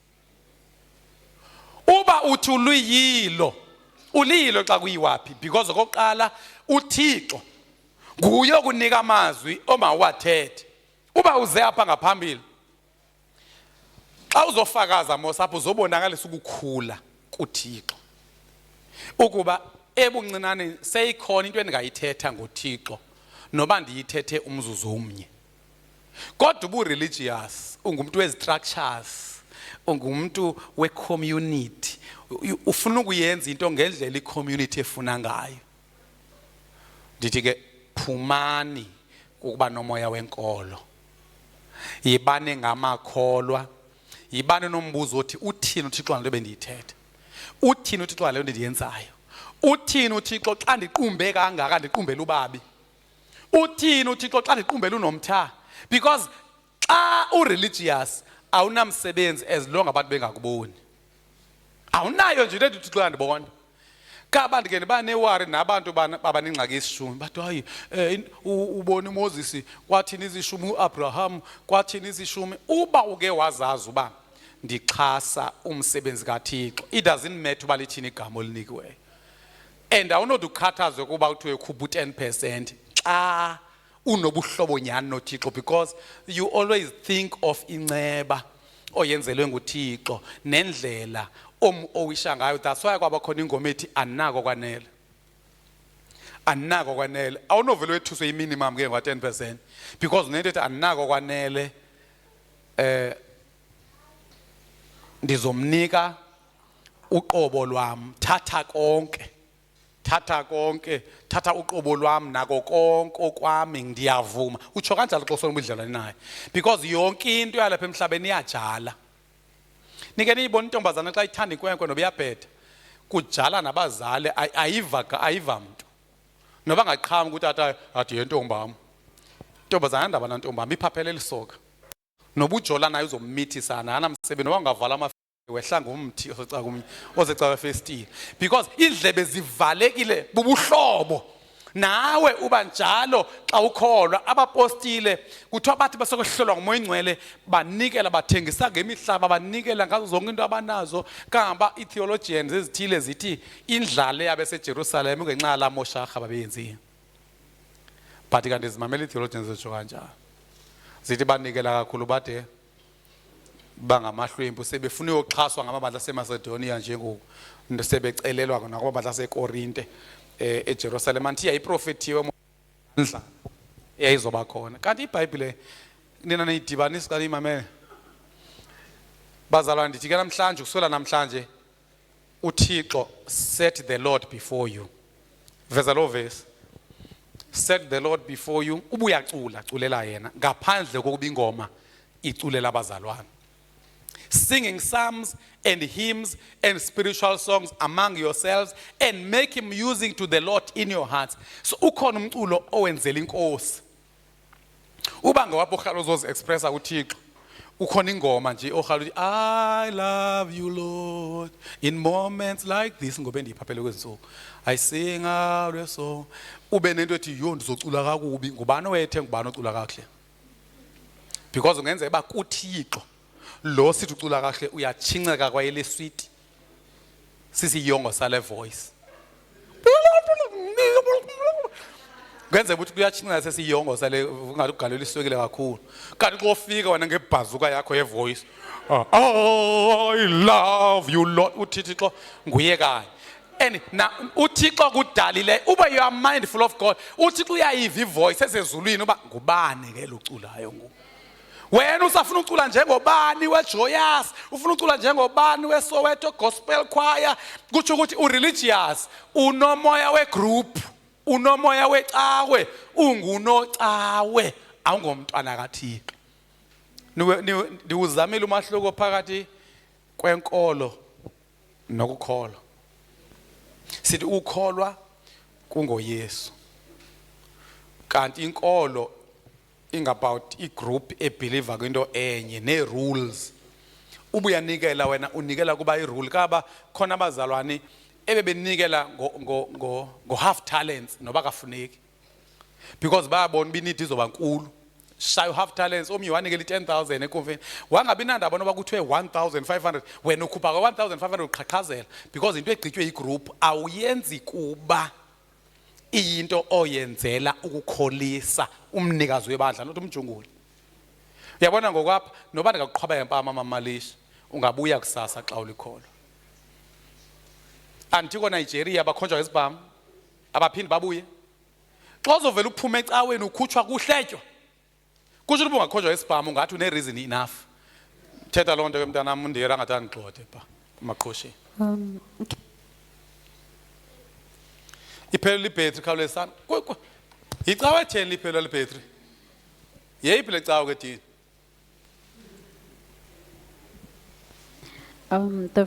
Lungisa ishow mic ukwedini lapho. Yes mntanam. The first comment, iti thanks Mfundisi. I completely understand your narrative, but more teaching on the issue of time and the now God's work must be taught so that God may be understood within time and outside of time. Then the second comment, it's a development of personal relationship with God. The next one, it is see tithing as a funding model for the church's operation. Yeah, but oh yini ma Christian family. Niyandishiya incabanye benu man. Ndicula kakubi pha because niculisa inkolo man. Uyazi negqithwa nangabantu bakhonza abaphansi. Nikanabona abantu abakhonza abanje labathetha ngawo enesle ngabe ngathi bakhona. Mkhondwana xa beyolanda umsidumbu. Mkhondwana sizokulanda ngo. Uyabeva mani bane personal bane conviction. Le conviction personal akuqhatywa zandla pha emutuary. Abona kuthiwa yiza akhonto yiza pha. Mkhondwana siyakuthatha sihamba nenkosikazi yakho apha. Siyacela kungasihluphe endleleni. Sihamba nawe and bazoqiniseka uba xa engena umkhondwana wamkelwa ngegusha.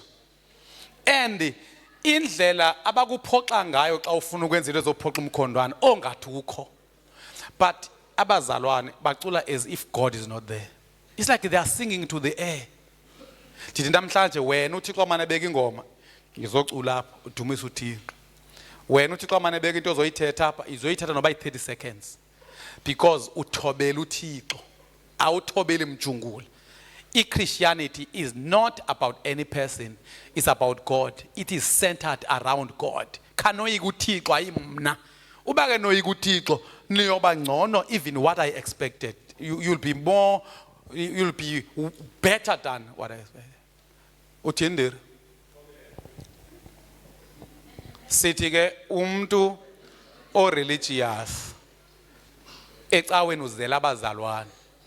Uzela ukuzodla. Uthanda imithendeleko. Uthanda ukusikelelwa kwabantwana. Ubufumene certificate. Uthanda i-receipts zezishumi azixhome pha. Lento ayinanto yakwenza namabhongo ngobuKristu. Ayilwi mgensana nalento besiyitsho kaDeuteronomy 6. Yokuba esihlahleni ebunzi emasangweni makubekho into eshoyo ubuthanda uThixo. Uthando lwaThixo should be expressed outwardly. Kodwa ndithi namhlanje lento yenkolo mayibe phakathi kwakho noThixo man. Sivana. Kaba khona umzalwana apha ecaweni ovela wanikelwa ngemoto yedwa.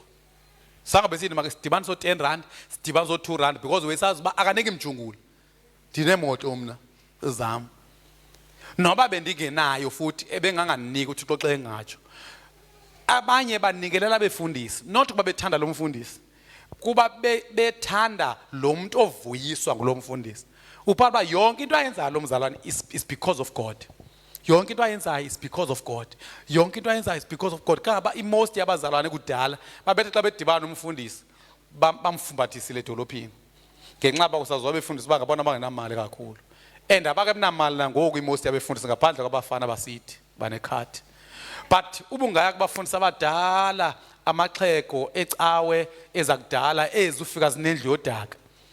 Uyabona ngoma Malish uba ngaye ndiyive kuthiwa notata Malish nike nadibaniselana nje nasa isanti kwicawe ethile enodaka yentungo pha kodwa ingayimoshakala. But ke noba nenzeni ke kuthiwe nje uke wophucula icawe engeyiyo egroup yakho uzibona apha uba ulikholwa. Unganikeli kuba uzohlala kuyiholo, unganikeli isitulo kuba uzohlala kuso, uyonikela apho kubenefita lumthandayo, uyonikela kuba ibizwa igama likaThixo kukhonza uThixo ophilayo. Kodwa ingaqala uvakatshele lo cawe ungathi kanti icawe kaSathane uboost umsebenzi kaSathane lapho. Ndiyanicela ama Christian family bantwana abaye university ningafike nilibala uxoxe ngenxa yencwadi. Yazi umntana ongelokholwa uhlele senza excuse ndiyabhala umsebenzi mninzi into ntona sinosihle apha ababesiza ecaweni no abazobhala bacinanise babepasa kakhulu abo bantwana babe groovy and uphala uba noba ungayihlala le 3 hours uthawu icawe na ungena into uphala uba uzoqala ukufunda xa sekuphuma icawe because unaleni inkente ezayo. Unaleni inkente ezayo uyo end apha uphinda ijuice ne sweet water okoku uziphephezela uhlala eca kwefan because umoya ingcwele uyatsho because unobuhlobo noThixo. Ndiyacela ama Christian family khanifuna uThixo, khanifuna uThixo ekusitheleni ake nibambane naye, anibambane naye. Uyazi xa umuntu ongabambananga naye uhambe dansela yonke imfufu kuyengoma ebhudayo phandle. Kanti xa ulikholwa uyayibona uba le ngoma budengobu anzuyidansela kodwa ningayidansela xa kuseregini nosu zasingathi siphakama because vukucule zona zodwa sometimes ezingoba singazifuni. So yokhedama kube nini for the sake of love kwani udunsuzele loo nto ke Yakobi ithini Yakobi ndiyeke kungekasi ikhona ingoma etsho loo nto ithini masiphakameni.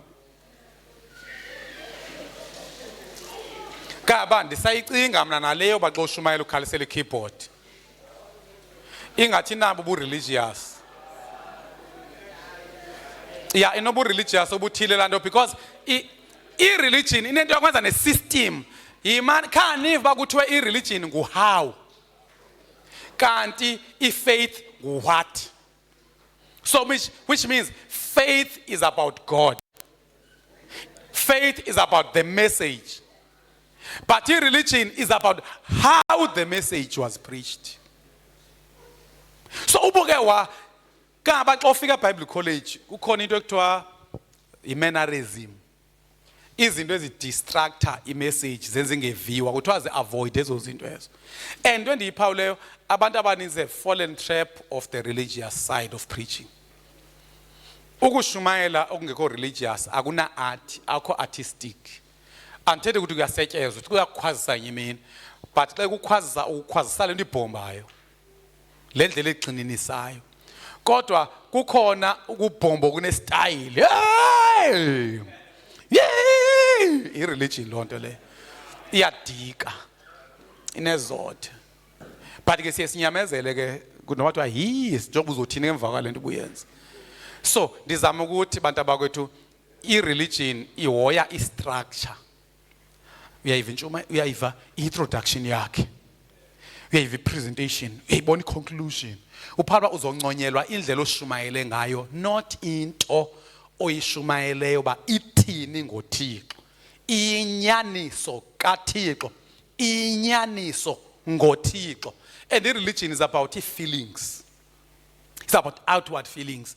Kanti i-faith i-deep uliliswa into oyiva ngaphakathi, awuliliswa i-keyboard encina ngaphandle. Sophinde siqhubeke. I have set the Lord always before me. Ndifuna Lord, a Christian family. Because he is at my right hand, I shall not be moved. Ungabi moved ekunikeleni, ungabi moved efikeni early, ungabi moved eluthandweni, ungabi moved because ujonge uThixo uba usapha ecaleni eduze kwami ebheka njalo ukuhamba kwami.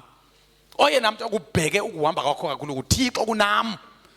Ngaphezu kwabazalwane, abazali bokushayela izandla phi assessment yabazalwane ayibaluleka njenga assessment kaThixo because asinasikhiya. sakuya kuThixo. Cela ke sizothandaza. Ube ufuna nithandaze nawe uThixo ulungise izindawo ze-religious apha kuwe.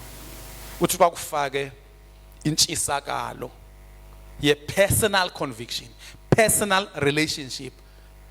Into yakho yokukhonza ingabi about how, ibe about what.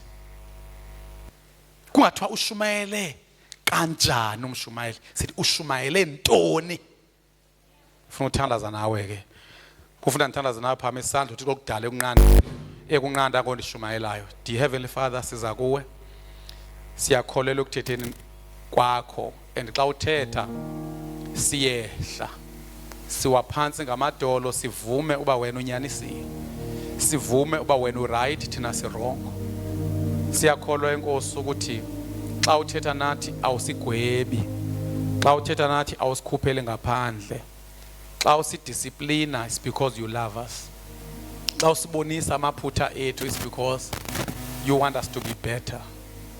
I pray, Heavenly Father, today that you may quicken every spirit, every person's spirit here, that sixhumane nawe ngomoya, singakukhonzi ngengqondo, singakukhonzi ngemizwa, kodwa sikukhonze ngomoya. Into yethu yokukhonza ibe ngawe, siqondane nawe ngathi akho muntu umbi, sizofakaza ingathi le holo kukho wena wedwa, sizocula ingathi kule holo kukho wena wedwa, kwindawo esikuzo siziphathe ngendlela ofuna ngayo, okwangathi nguwe wedwa khona kweso strato, nguwe wedwa khona kulo university, ingathi nguwe wedwa khona kweso sikolo, ingathi nguwe wedwa khona kwelo khaya. Sinikeze ukoyika wena, sinikeze amehlo abheke kuwe. Give us a God-centered kind of salvation. In Jesus' name, amen.